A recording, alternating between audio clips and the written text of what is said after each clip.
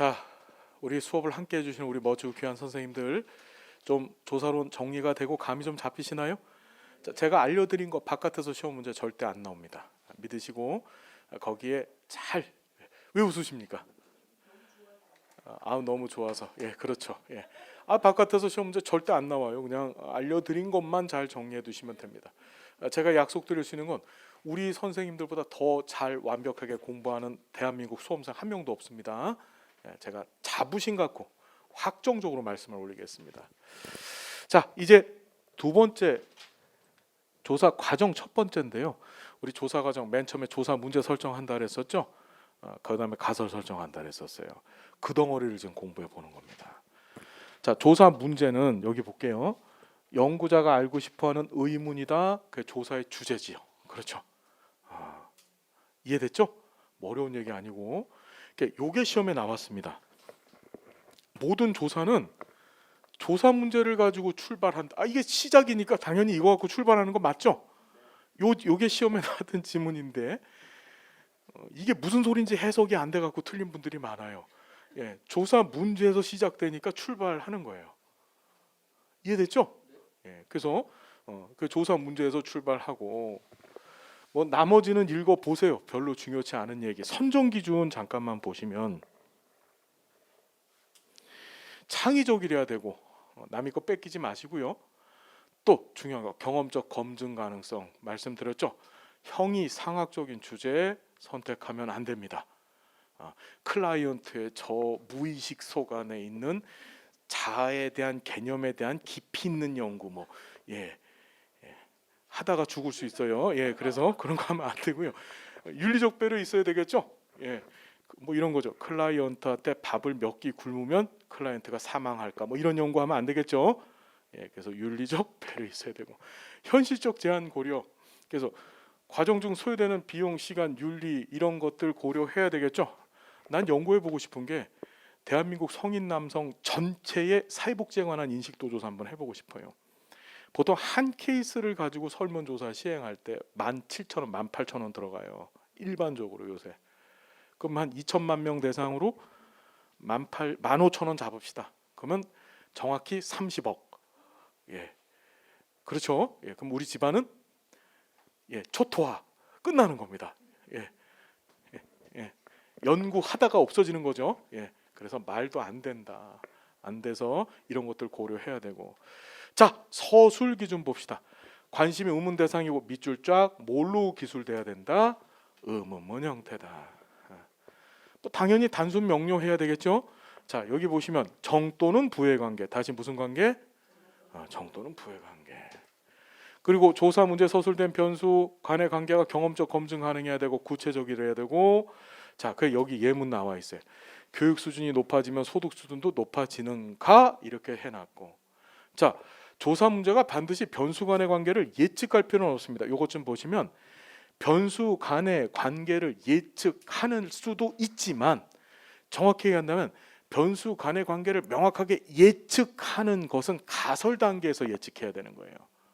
알겠죠? 그게 시험에 나왔다.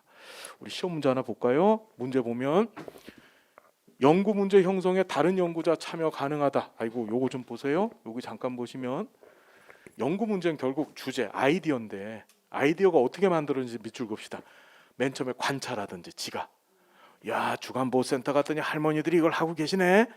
요거 한번 연구해 봐야 되겠다. 이렇게.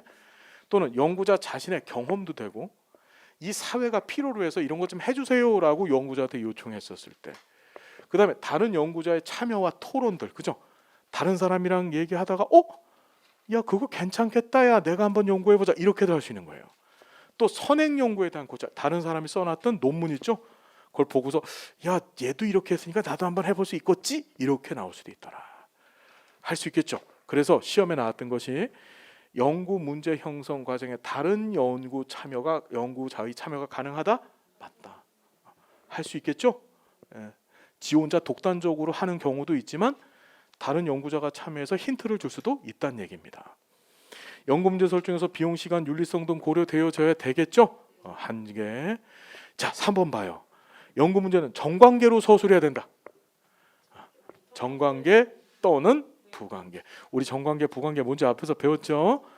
자, 연구 문제는 반드시 무슨 문, 의문문 기억해 두시고 연구 문제가 변수 간의 관계를 예측할 필요는 없다. 예측해 줘야 되는 건 뭐였어? 가설은 예측을 해 줘야 돼요. 가설은 예측형 문장이라 그랬죠? 얘 수준에서 예측을 해 줘도 돼요. 근데 꼭 예측할 필요는 없는 거야. 알겠습니까? 예, 됐다. 완벽하게 끝났다. 이제 분석 단위, 관찰 단위. 자, 요번 20회 시험에 관찰 단위 문제가 나와서 다들 기절을 했습니다. 관찰 단위가 한 두세 번 나왔었는데 관찰 단위와 분석 단위 구분을 못 해갖고 문제가 다 틀렸어요. 관찰 단위, 분석 단위 구분을 못해서 틀렸고 너무 재밌는 게 우리 그 강의하는 저 사회복사 1급 강의하는 중에서 무슨 회사가 있거든요. 거기서 이제 한 다음에 해설을 해주는데 해설을 제가 들었는데 그분도 그걸 모르시더라고요. 예. 뭐 이런 거 있잖아요, 그죠? 그래서 하여튼 이걸 잘 구분해야 된다. 죄송합니다. 이런 얘기해서 전 특정 업체를 얘기하지 않았어요. 그러니까 이게 되게 중요합니다. 잘 보십시오. 여기 봐요. 분석 단위라는 게 있어요. 따라붙다. 분석 단위. 분석 단위는 무슨 뜻이냐면 무엇을 대상으로 연구할 것인가. 연구의 대상을 분석 단위라고 하는 거예요. 이해되세요?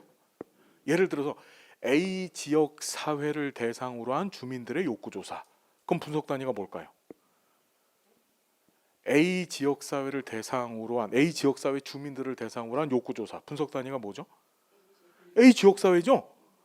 자, A씨 가족을 대상으로 하여 심리사회 모델을 적용했었을 때, 심리사회 모델이 아니라 경험주의 모델을 적용했었을 때 효과성에 관한 연구.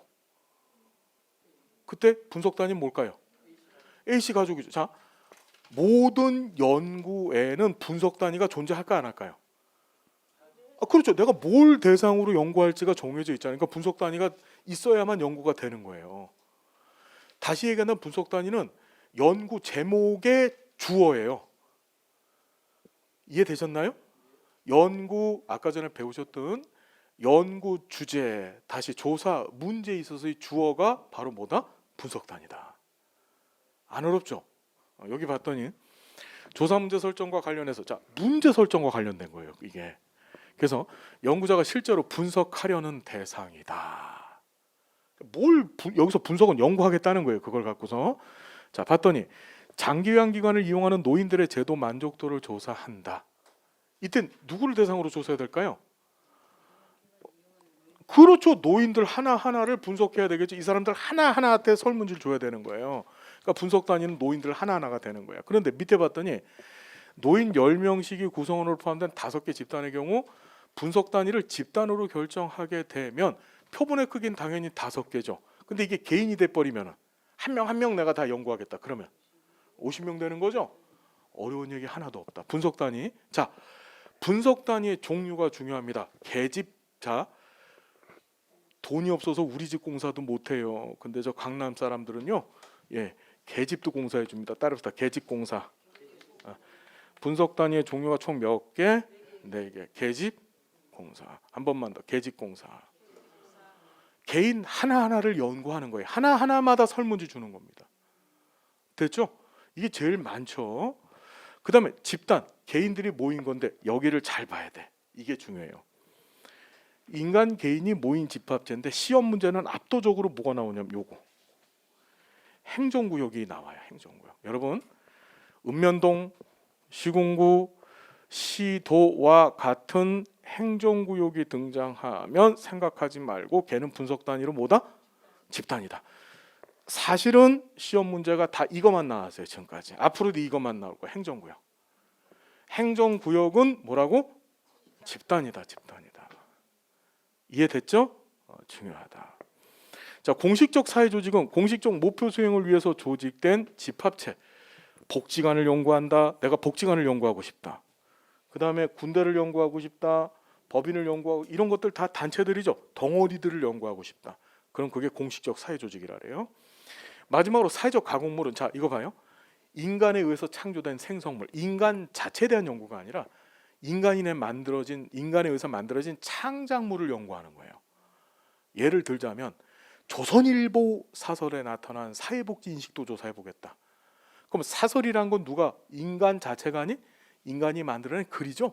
아이 그런 것들이다. 그래서 책이나 그림이나 시나 뭐 건물, 차량, 인간이 만들어낸 것들 연구하는 거 사회 매체, 사회적 상호작용, 인간의 행위들이죠. 이런 것들을 얘기한다.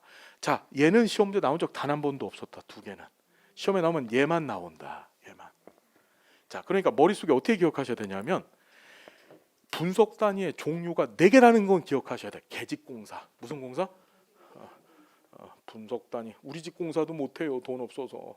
집이 다 내려앉고 있는데도 못해요. 근데 계집은 공사해 주는 거야. 알았죠? 정말 걱정스러운 게 뭐냐면 시험장 가서 계집공사만 기억이 나요. 그게 무슨 뜻인지 모르는 거야.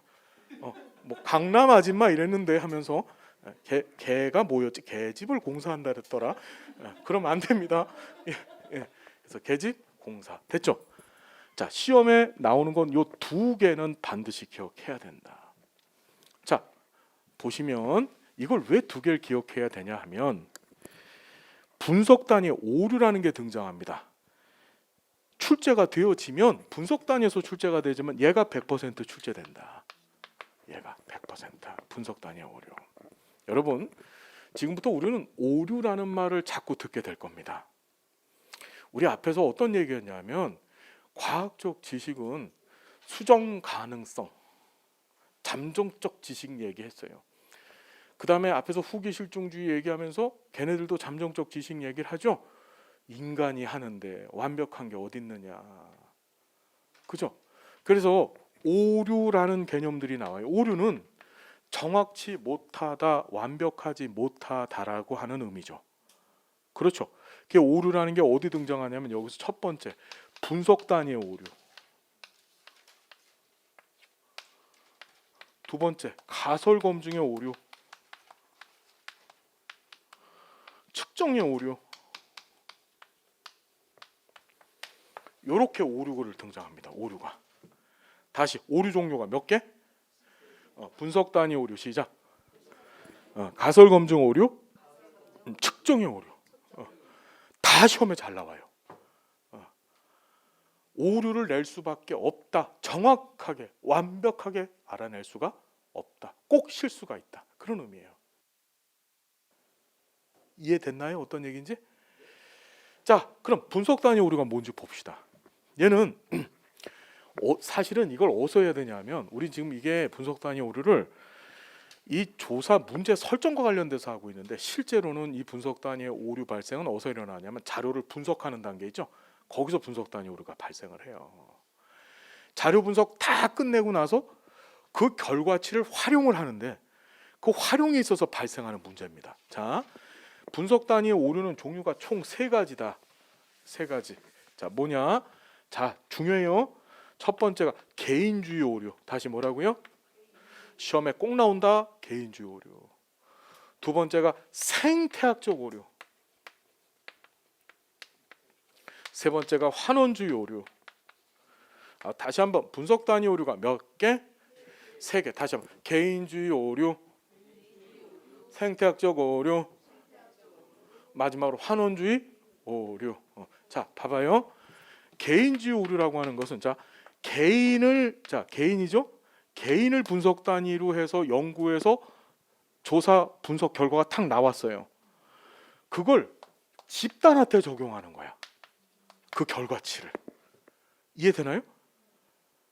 그러니까 자료를 분석하고 해석함에 있어서 개인을 대상으로 연구를 했단 말이에요. 근데 그 결과가 개인이 이렇다 결과 나왔잖아요. 그죠? 근데 그걸 갖다 집단한테 적용을 해버려요. 조사자가. 집단도 이렇게 했구나. 우리 한번 볼까요? 개인주의부터 봐요. 개인을 분석 단위라는 교사 결과에 기초해서 집단에 대한 결론 내리는 거. 여기 볼게요. 현 정부의 사회복 정책을 지지하는 부유한 유권자 개인을 발견을 했어요. 한 명을. 이를 통해서 부유한 유권자들은 돈 많은 사람들은 전부 다 현 정부의 사회복 정책을 지지한다고 결론을 내려버리는 거야. 개인 대상 연구한 걸 누구한테 적용하고 있어요? 집단한테 적용하고 있죠. 이해됐죠? 그러면 생태학적으로는 이 반대입니다. 반대가 뭐냐면 집단을 대상으로 한 연구 결과를 개인한테 적용해. 나는 이거를 왜 생태학적 우르라고 했는지 모르겠어. 그냥 여기서 개인주의 우르라 그랬으니까 여기 집단주의 우르라고 하면 되잖아. 확 이거 루빈하고 바비가 이렇게 만든 건데 확 내 옆에 있어 머리를 끄들고 싶어요. 너 왜 그랬니 이러고서. 그렇죠?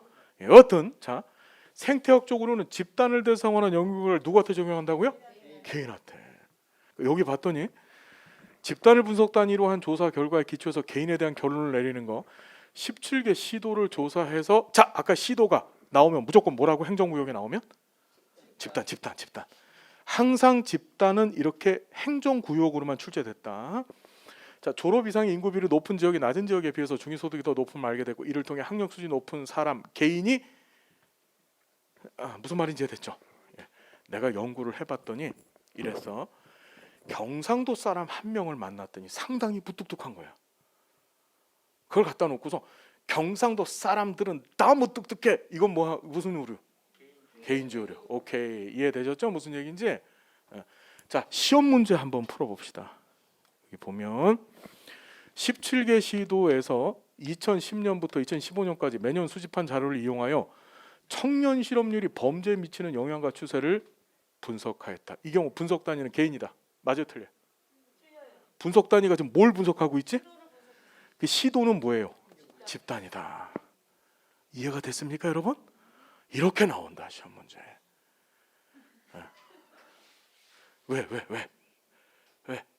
자, 행정구역이 분석 단위로 집단이라고 하는 사실을 반드시 기억해놔야 된다. 그것만 알면 된다. 여기 나와 있는 지문들은 요건 시험에 기출됐던 거 15, 10 몇 했지? 그때 출제됐던 지문이에요. 요거 예문. 알겠죠? 예, 요건 제가 만든 거고요. 자, 환원주의 오류를 봅시다. 자, 이제 자료를 분석을 해야 돼요. 자료 분석 단계에서 분석하는데 이건 분석자가 갖고 있는 능력과 관련된 거예요. 분석자가 자신이 자료를 보면 자료는 나중에 정보로 가공이 돼야 되거든요. 정보로 바뀌어줘야 돼. 근데 이 정보로 바꿈에 있어서 자신이 갖고 있는 생각이나 가치나 그다음에 자신이 갖고 있는 지식 요거만 가지고 그 자료를 해석해 버리는 거예요. 그냥 정확한 답이 안 나오겠지. 그걸 환원주의 오류라래요. 환원이라는 말은 무슨 소리죠? 제자리로 돌아간다는 뜻이죠. 어떤 의미냐면 원래 본질을 찾지 못하고 정보가 아닌 자료 수준으로 그냥 돌아가 버린다 이런 의미예요. 쓸모 없어진다 이런 뜻이야. 자 여기 보면 연구자가 사회 현상의 다양한 발생 원인 고려하지 않고 자 밑줄 긋게 자신이 지닌 개념 범주 내에서만 현상을 설명하고자 하는 데서 발생하는 오류. 여기 봐봐요. 청소년 일탈의 원인이라고 하는 문제가 있었을 때 가족학자는 이걸 가족 문제로만 보려고 하고 사회학자는 사회 구조적 요인으로만 보려고 하고 그죠?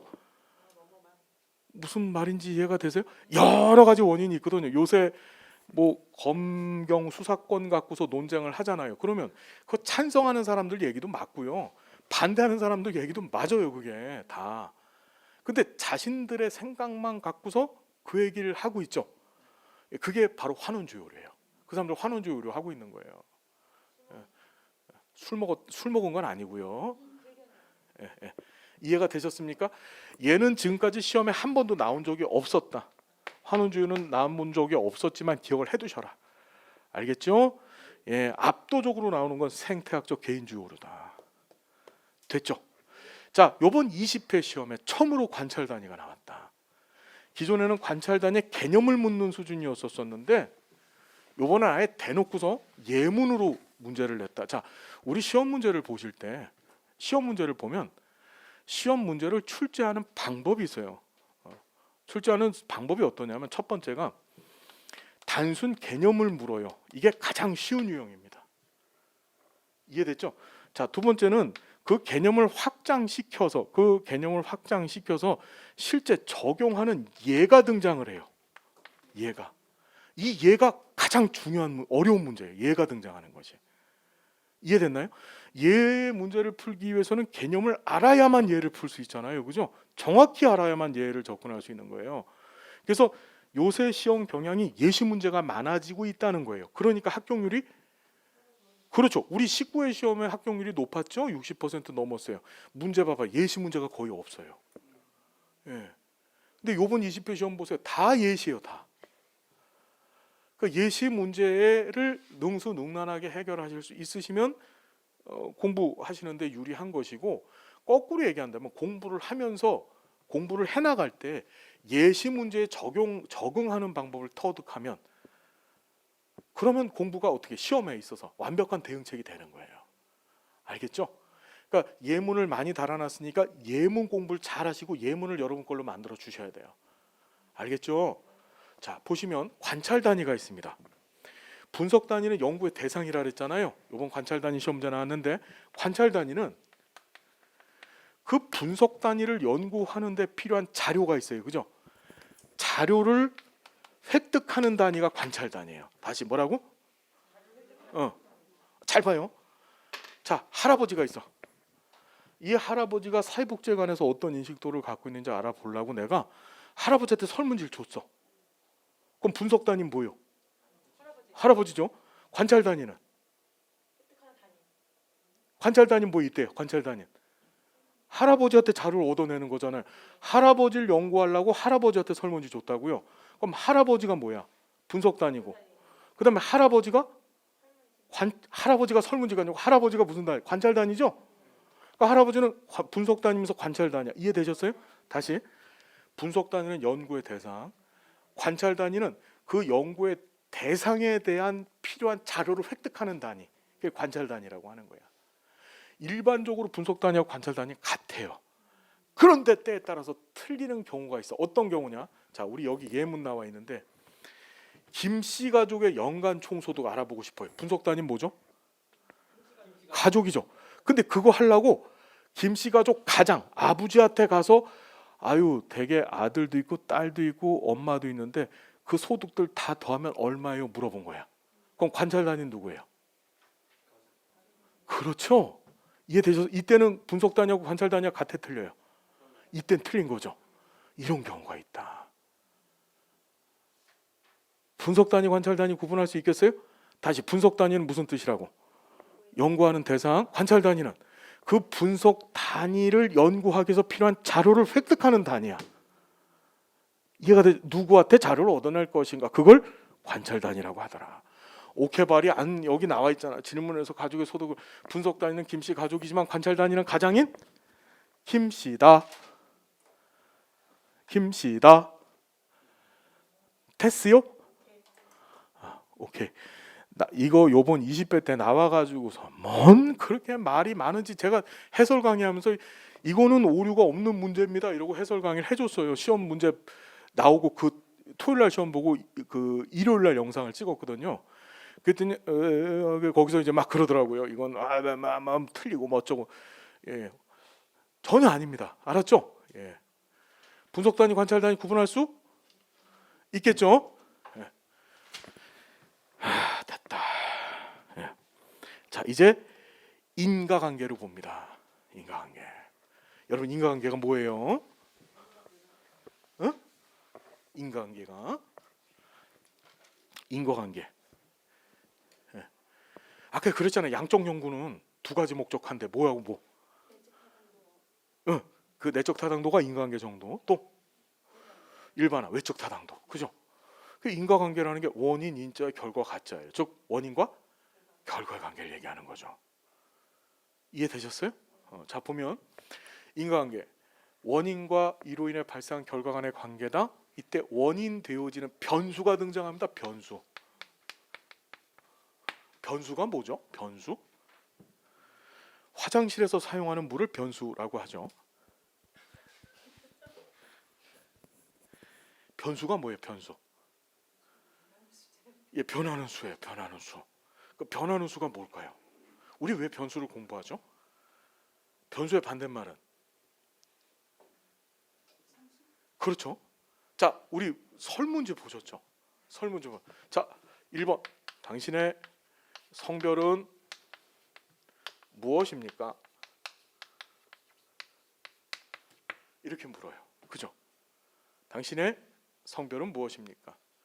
그럼 여러분, 이 성별이라고 하는 건 내가 거기다 응답을 할 때는 1번 남자, 2번 여자 하면 제가 할 때는 뭐야? 남자. 선생님이 하실 때 여자. 바뀌어요, 안 바뀌어요? 안 바뀌어요, 바뀌어요? 바뀌죠.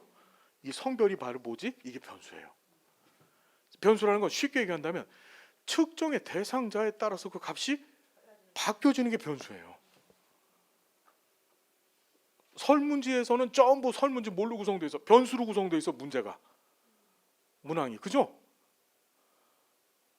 아, 이해돼요? 그때 자, 난 남자야. 자, 지금 현재 저 남자예요. 그죠? 저 여자가 될 수 있겠죠. 뭐 저기 태국 가서 수술 받으면은. 근데 생각도 하기 싫어요. 예. 예. 어쨌든 제 성별은 남자란 말. 이거 안 바뀌는 거죠. 이게 바로 상수예요. 자, 보면 여기 봐봐요. 봐봐요. 설문지는 문항은 변수, 응답 범주라고 하죠. 얘는 상수로 구성되어 있는 거야. 다시 얘기한다면 변수는 뭘로 구성되어 있어? 상수의 결합이야. 이해되셨나요, 여러분? 상수들이 모이면 성별을 만들어내는 거잖아요. 남자 여자가 모여서 성별을 만들고, 당신 쫑교가 뭡니까 있으면 이 안에 몬교 있을 거 아니에요. 이것들이 모여서 이 쫑교를 만들어내는 거죠. 당신의 소득 수준은 어떻게 됩니까? 영원에서 얼마만 나오죠. 걔네들이 모여서 소득 수준이라고 하는 변수를 만들어내는 거죠. 이해됐어요? 다시 얘기한다면 변수는 뭐의 뭉태기야? 상수의 뭉태기예요. 이해됐어요? 어려운 얘기 하나도 없지요. 다시 이쪽 가봐요. 보면 원인이 되어지는 변수라는 건 바뀐다는 얘기예요. 일단은 변수라는 게 그걸 독립변수, 결과를 종속변수라고 한다. 자, 이 독립변수와 종속변수 간의 관계를 보아야 되는데 그게 무슨 관계? 비대칭적 관계. 다시 무슨 소리요? 아까 전에 비대칭이란 말 어디서 한번 또 들어봤었어. 몬타동도가 비대칭적이래. 그렇죠. 얘도 비대칭적이야. 무슨 소리냐면 독립변수가 변하면 종속변수도 변해요. 여러분 잘 생각해야 돼요. 독립변수가 변하면 종속이란 말을 쓰죠. 종속이란 말은 독립변수에 종속돼 있다는 뜻이에요. 이해되세요? 종속이란 말이 잘 보셔야 되는데 원인 변수라는 것이 있고 결과 변수가 있어요. 독립 변수는 원인이 되어지죠. 결과 변수는 이거는 뭐야? 이게 종속 변수라고 보통 얘기하는데 둘이 똑같은 개념은 아니야. 원인 변수 안에 독립 변수가 포함되는 거고 원인 변수 안에 독립 변수가 포함되는 거고 결과 변수 안에 종속 변수가 포함되는 거예요. 그러면 독립 변수하고 종속 변수라고 하는 개념은 뭐냐면 자, 잘 봐. 우리 아까 전에 어떤 얘기 들었냐면 양적 연구는 인과관계를 규명하고 일반화를 시키려고 하는 연구라 그랬죠. 인과관계를 규명하기 위해서 의도적으로 인과관계 모형을 만들어요. 뭘 만든다고요? 모형을 만들어요. 모형을. 그 모형 안에 들어간 원인을 독립변수라고 하고 그 모형 안에 들어간 결과를 종속변수라고 하는 거예요. 뭐냐면 이런 거예요. 내가 조사자가 치료 레크레이션을 제공하면 할머니 우울증이 좋아질까? 라고 하는 조사 문제를 해결하기 위해서 그걸 알아보기 위해서 치료 레크레이션을 제공하면 할머니 우울증이 좋아질 거야 라고 하는 가설을 설정한 거예요. 이해됐죠? 뭘 만든 거지? 나만의 모형을 만든 거야. 그 안에서만 독립변수, 종속변수란 말을 쓸 수 있는 거예요. 이해됐죠? 다시 얘기한다면 조사자가 의도적으로 만든 모형 안에 들어가 있었을 때 독립변수, 그 독립변수를 쫓아다닌다. 독립변수에 따라서 값이 왔다 갔다 변한다. 그게 종속변수라고 하는 거예요. 이해됐죠? 자, 엄격히 얘기하면 독립변수하고 원인변수는 같은 말이 아니에요. 원인변수 안에 독립변수가 포함되는 구조. 원인이 되어지기는 하고 결과가 되어지기는 하는 거예요. 자, 요 변수와 관련해서 뒤에 가서 또 깊이 있는 얘기를 할 거예요. 자, 어쨌든 보시는데, 자, 인과관계 추론의 세 가지 조건. 그럼 우리 인과관계가 뭔지를 봐야 되잖아. 이걸 존 스튜어트 밀, 다시 뭐라고요? 밀. 이 사람이 제일 좋아했던 곡식은 밀가루. 예. 이 사람이 제일 좋아했던 음식은 빵, 라면. 알았죠? 이 사람은 쌀을 싫어했어요. 그게 밀입니다. 예. 이 사람이 인과관계 추론의 세 가지 조건을 제시합니다. 다시 인과관계 추론의 몇 가지 조건? 세 가지 조건. 아이고 중요하다. 자, 보면 이 존 스튜어트 밀이 자, 세 가지. 공변성, 시간적 우선성, 그 다음에 통제성. 아이고 좋습니다. 세 가지를 기억해야 된다. 너무 재밌어요. 가만히 봐봐요. 9회 때 한번 나왔죠. 그리고 한참 지나서 또 튀어나온 거예요. 17회 때. 무슨 말인지 알겠죠? 꼭 이렇게 튀어나온다. 알겠습니까? 이해되시죠? 그러니까 옛날 거를 도외시하면 안 돼요. 옛날에 나왔던 걸 꼭 다시 한번 튀어나와요. 이렇게. 자, 보면 공변이란 말부터 봅시다. 공변성. 여러분, 공변이라는 게 함께 공, 변할 편. 같이 변한다 이거예요. 같이 변한다. 자, 그럼 같이 변한다. 인과관계 모형 내에 독립변수하고 종속변수를 넣으면 여기 좀 봐요. 독립변수가 변하면 종속변수도 같이 변한다. 예를 들어서 치료 레크레이션 프로그램을 제공하면 할머니의 우울증도 좋아지든지 나빠지든지 변함이 있어야 돼.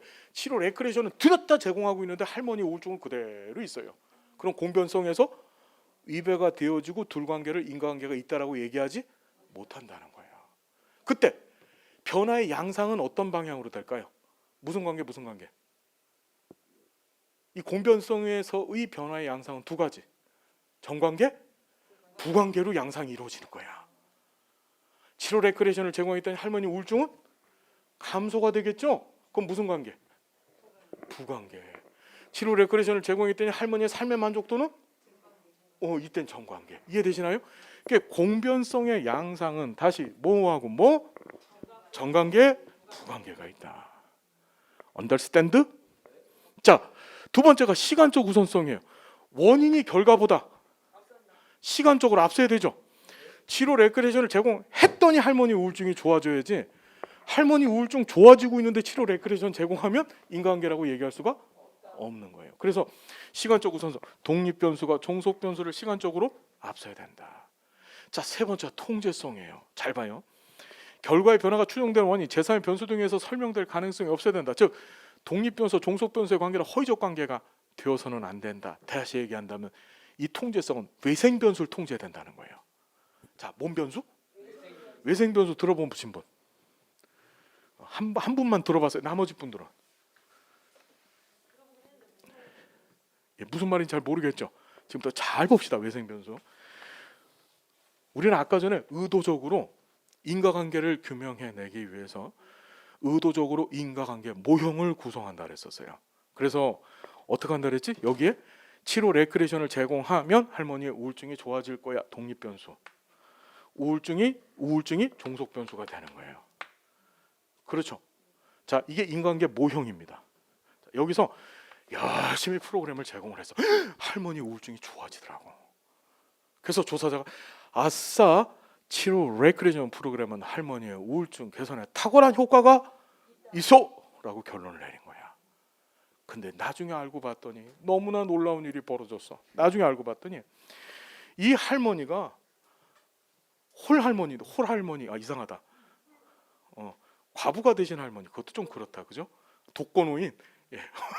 맞아요, 독거노, 홀몸 노인이라고 하죠 요새는. 예. 홀몸 노인이신, 뭐라고요? 돌싱, 돌싱, 예.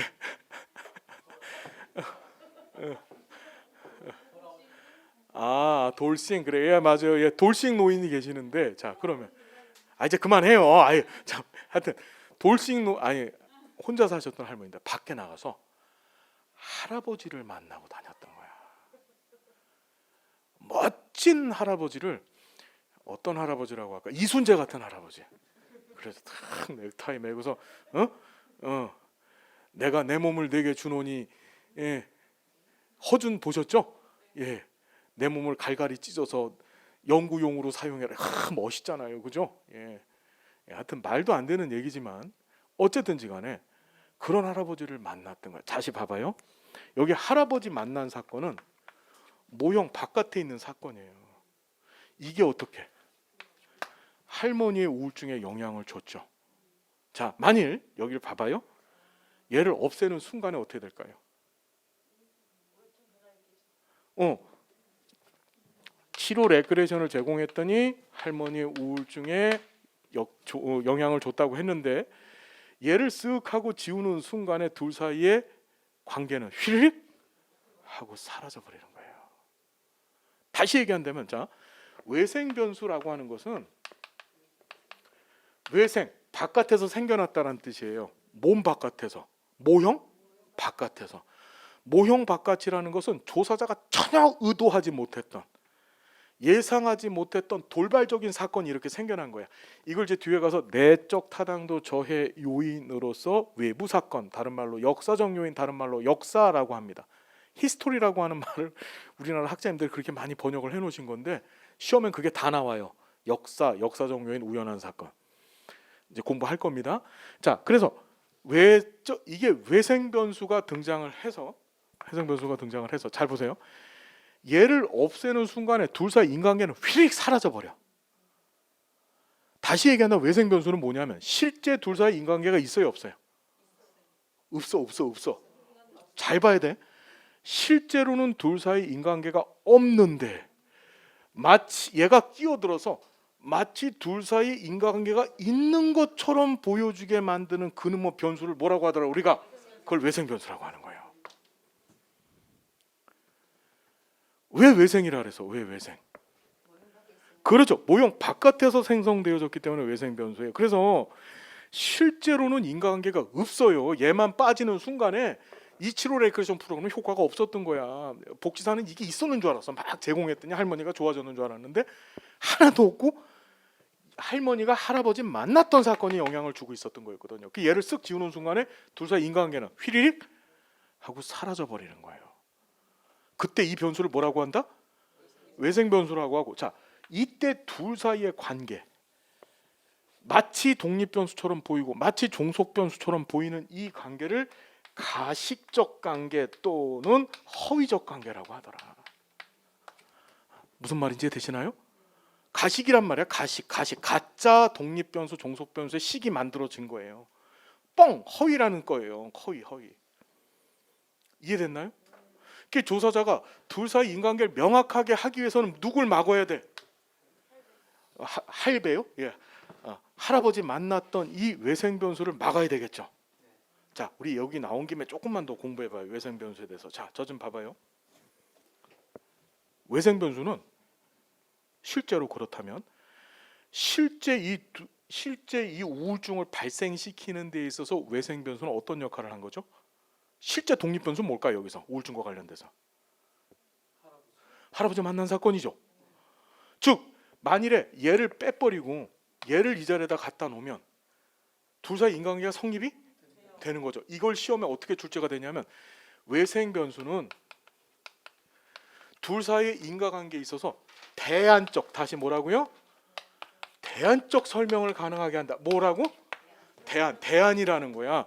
이독립 변수 빼고 그 자리에 외생 변수를 놓으면 이게 대안이 되는 거야. 실제 독립 변수 기능을 한다. 그래서 여러분 조사론에서 대안 변수라고 하는 표현이 등장하면, 대안으로 사용하시는 변수가 등장하면 생각하지 말고 뭐라고? 외생 변수예요. 외생. 대안자만 등장. 외생 변수군. 이렇게 생각하면 돼요. 아주 잘 나왔다. 됐습니까, 여러분? 자, 외생 변수는 다시 한번 실제로 인간관계가 없는데 마치 있는 것처럼 만드는 변수. 그 외생 변수를 제거하는 순간에 둘 사이에 인간관계는 휘리릭 사라지고, 이때 둘 사이에 마치 인간관계가 있는 것처럼 보였던 관계를 우리는 뭐라고 한다? 가식적 관계, 다른 말로 허위적 관계라고 하더라. 그 외생 변수를 통제해야만 모형을 통해서 우리가 알아보고자 했던 독립 변수, 종속 변수의 관계가 휘릭하고 명확하게 나타나주는 거죠. 이해가 되셨나요? 어떤 얘기인지? 바로 그거다. 대안적 설명 표현 등장하면 외생 변수네 이러고 접근하시면 된다. 됐습니까, 여러분? 자, 여기서 하나만 더. 18회 때 시험 문제가 하나 나왔어요. 여기 우울증이 있어요. 할머니 우울증이 있는데 18회 때 나왔던 건데, 자, 우리가 모형으로 설정을 했었을 때는 독립변수, 종속변수라는 것은 모형 안에 있었을 때만 독립변수, 종속변수예요. 이해됐죠? 그러면 자, 7호 레크레이션 프로그램이 독립변수고, 그 다음에 종속변수로서 우울증이 있는 거예요. 됐죠? 근데 자, 외생변수가 이 종속변수에도 영향을 주고 있죠. 이해됐나요? 이때 우울증, 종속변수를 다른 말로 뭐라고 하냐면 이걸 내생변수라고 해요. 무슨 변수? 다시 한다면 외생변수에 의해서 발생되어진 결과변수를 뭐라고 하더라? 내생변수라고 하는 거야. 다시 한번, 외생변수에 의해서 발생되어진 결과변수를 뭐라고 한다고요? 내생변수라고 하는 거예요. 이 내생변수가 18회 시험에 한번 출제가 돼서 다들 까무러쳤죠. 그때 처음 나왔던 시험이라서. 내생변수 뭔지 정리됐어요? 그러니까 결과변수라고 하는 것 안에, 결과변수가 모형 안에 존재하면 종속변수, 외생변수에 의해서 발생되어진 결과변수는 뭐라고? 그거는 모형 바깥에서 전혀 생각지 못한 결과가 그렇게 나오는 거잖아요. 그걸 내생변수라고 하더라. 됐어요? 됐죠? 자, 그리고 하나 더, 외생변수와 관련돼서 시험 문제 나오는 거 하나만 더. 외생변수는 독립변수, 종속변수 둘 중 어디에 영향을 줄까요? 외생변수는 얘하고 얘 어디에 영향을 줄까요? 외생변수. 그렇죠. 우리 19회 때 나왔던 문제죠. 외생변수는 얘가 들어오는 순간에 둘 사이의 관계가 다 날아가 버리죠. 즉 외생변수는 독립변수, 종속변수 두 군데에 영향을 미친다야. 얘가 들어오는 순간에 두 관계가 다 날아가 버리잖아. 그죠? 그게 19회 시험 문제 출제됐었다. 외생변수는 어디하고 어디에 영향 미친다? 독립변수, 종속변수 관계를 다 그냥 아주 날려버리는 거예요. 그냥. 그죠? 허위적 관계로 만들어버려요. 그래서 외생변수는 독립변수, 종속변수 둘 다 영향 준다. 그렇게 시험 문제 출제됐다. 여기만 영향 주는 거 아니에요. 둘 다의 관계를 확 망가뜨리기 때문에 독립변수, 종속변수 두 군데 다 영향 준다. 이게 맞는 겁니다. 자, 외생변수는 이 바깥에서 시험 문제 안 나와요. 제가 얘기한 거 바깥에서. 알겠지요? 오케이. 여기 보시면 이게 시험 문제 나왔던 지문이에요. 한번 볼게요. 아동보호 전문기관 A사회 복사는 지역사회 아동학대 발생을 줄이기 위해서 예방 프로그램을 실시했다. 자, 독립변수가 뭘까요? 아동학대 발생을 줄이기 위해서 예방 프로그램을 했죠. 이게 독립변수고, 아동학대 발생률이 종속변수가 되겠죠. 이해됐나요? 그 의도적으로 프로그램을, 모형을 만든 거예요. 이 사람이. 그래서 아동보호 전문기관 복지사가 프로그램을 시행한 후 지역사회 아동학대 발생 비율을 조사한 결과 그 비율이 줄어들어서 발견하고 예방 프로그램이 효과적이라고 판단했다. 이 경우 독립변수가 되는 예방 프로그램의 실시가 아동학대 발생 비율을 줄였으므로 무슨 성이? 공변성 성립됐죠. 그렇죠. 그러면 다시 한번 물어봐요. 아동학대 발생 비율, 예방 프로그램이 독립변수, 아동학대 발생 비율이 종속변수예요.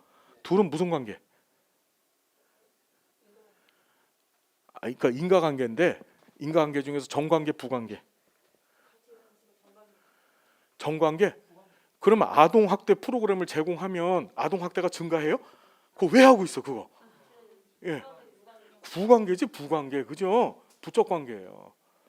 이해가 되죠? 어떤 얘기? 공변적 관계에 있어서 보면 부적 관계라고 얘가. 이해됐죠? 그래서 그리고 비율이 줄었을 발견. 자, 아동학대 발생 비율에서 공변성 원인이 되는 예방 프로그램이 결과가 되는 아동학대 발생 비율보다 시간적으로 앞섰으므로 시간적 우선성은 성립됐죠. 그런데 이 시험 문제에서 나왔던 것이 외생변수 통제했다는 얘기는 이 안에 있어 없어? 없죠. 그러니까 통제성은 성립이 안 돼서 불완전한 인과관계를 나타낸 실험이에요. 이게 시험 문제 출제됐었다. 할 수 있겠어요? 통제성이 나오려면 어떻게 해야 돼? 이 안에다가 예를 들자면은 프로그램 외에 다른 프로그램을 적극적으로 제한하였다, 이런 표현 같은 게 등장해야 돼요. 이해됐나요? 이해됐죠? 오케이. 알겠어요? 오케이. 자, 인과관계 입증 논리도 이 밀씨가 얘기했습니다. 일치법부터 쭉 등장하는데 보지 마세요. 보지 마세요. 예, 공부량을 확 줄어들이는 겁니다. 시험에 나온 적도 없었고 볼 필요 없더라. 됐죠, 여러분? 자, 다시 한번 여기서 시험 문제 나올 것은 인과관계 성립의 세 가지 조건 반드시 기억해야 된다. 그리고 외생 변수가 뭔지 개념 섰어요? 셌어 안 썼어요? 섰다. 이제 변수에 대해서 본격적으로 잠깐 쉬었다가 진행하겠습니다. 변수에 대해서. 자, 여러분 정리가 좀 되시나요? 예. 다시 한번 얘기하지만 우리 공부한 거 바깥에서 시험 문제 안 나옵니다. 안 나오고 제가 중요하다고 말씀드린 것들 하시되 이해. 뭔지 알겠죠? 왜 외생 변수라 그랬어요? 뭐 바깥에서 생겨난 거예요? 그렇죠. 내가 만든 모형 바깥에서 생겨난 게 자꾸 내 모형에 영향을 주고 앉아 있는 거예요. 이해됐나요? 자, 공부 쉽죠? 오케이. 잠깐 쉬었다가 계속 진행하겠습니다. 여러분 고맙습니다.